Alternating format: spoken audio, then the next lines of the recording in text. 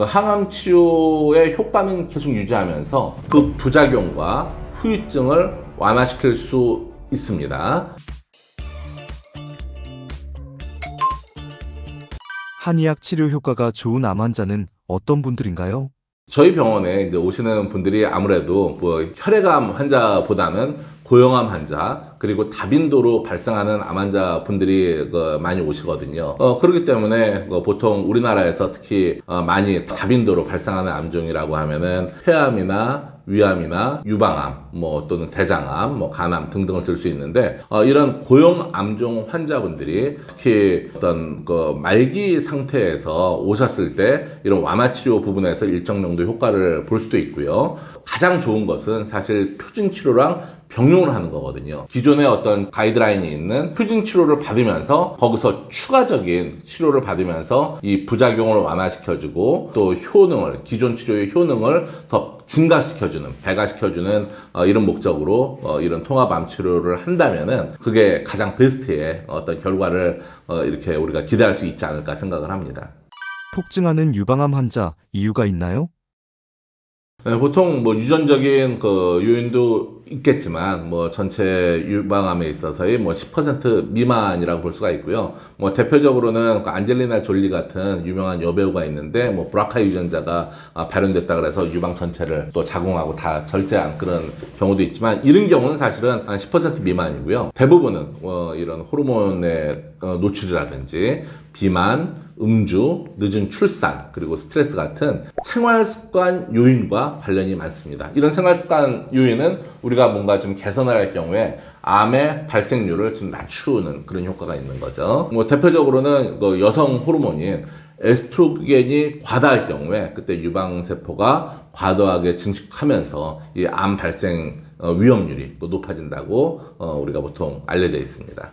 실제 진료실에서 느낀 유방암 환자들의 공통점은 어떤가요? 네, 아무래도 요즘 현대인들이 생활 습관에 있어서 밤낮이 바뀌는 경우도 많고요. 밤에 수면이 좀 부족한 경우, 그리고 또 인스턴트 음식에 많이 노출이 되다 보면은 아무래도 환경 호르몬에도 노출될 수 있고, 이런 것들이 에스트로겐의 어떤 수치를 높여주면서 궁극적으로는 이 유방암의 발생률에 영향을 미친다고 볼 수가 있거든요. 그래서 가장 중요한 것이 생활 습관 부분에 있어서의 어떤 잘 먹고 잘 자고 적절한 휴식을 취하는 이런 등등의 생활습관 관리를 통하게 된다면은 상대적으로 어떤 유방암의 발생률을 낮춰줄 수가 있고요. 앞서 말씀드린 것처럼 젊은 여성에 있어가지고 유방암 발생률이 조금씩 높아지는 것도 사실이고 여기에 또 이제 대표적으로 기여를 하는 거는 조기 검진이죠. 우리가 과거에는 검진을 안 하다 보니까 상대적으로 발견되어지는 시기가 좀 늦춰졌는데 요즘은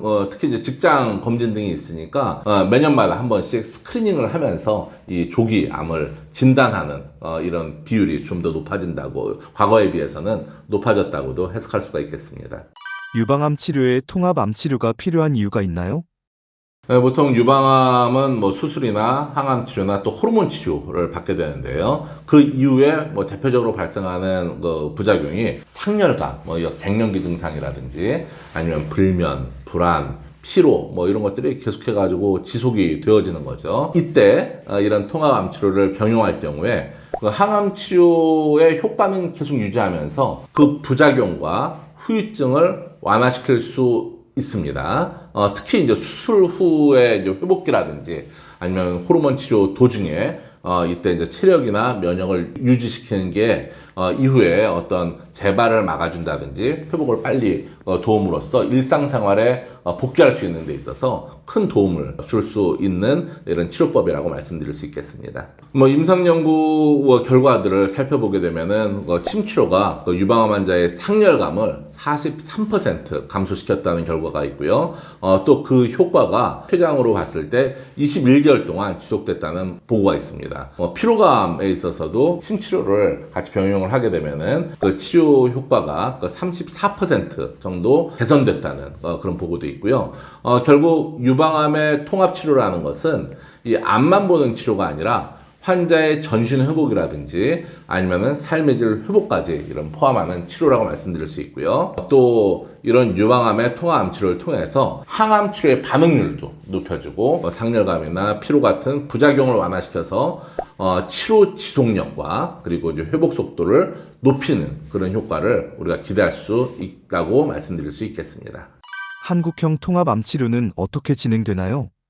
네, 한국형 통합 암 치료라는 것은 뭐 서양의학적인 수술이나 항암 치료나 방사선 치료에 어떤 우리 한국만의 한의학적인 접근을 체계적으로 결합한 이런 맞춤형 암 치료 모델이라고 정의할 수가 있고요.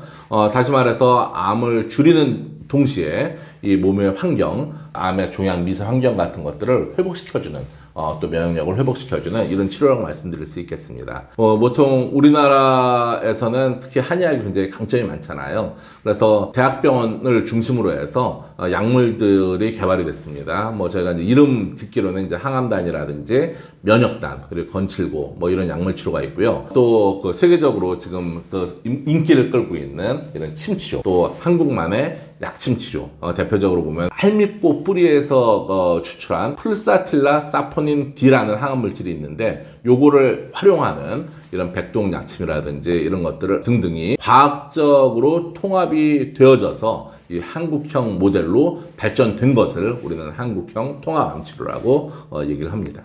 한국형 통합암 치료에 대해 하버드의 반응은 어땠나요? 굉장히 흥미롭죠.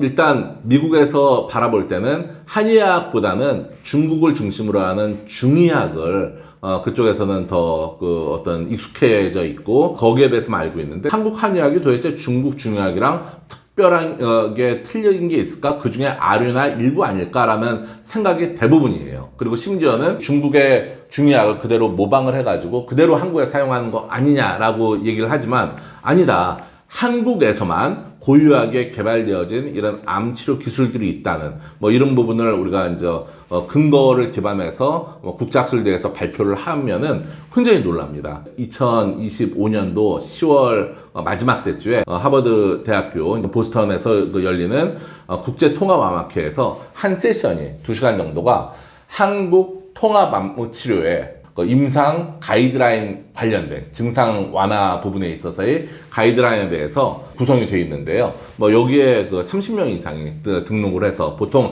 이런 특별 세션에 그 30명 이상 등록되는 경우가 많이 없거든요. 일반적으로는 뭐 10명, 20명 정도 여러 그 방으로 나눠져 가지고 이 강의가 진행이 되는데 여기에 그 30명이 이상이 등록을 해 가지고 굉장히 많은 관심을 보이고 있는 뭐 그런 현재 현황이라고 말씀드릴 수 있겠습니다.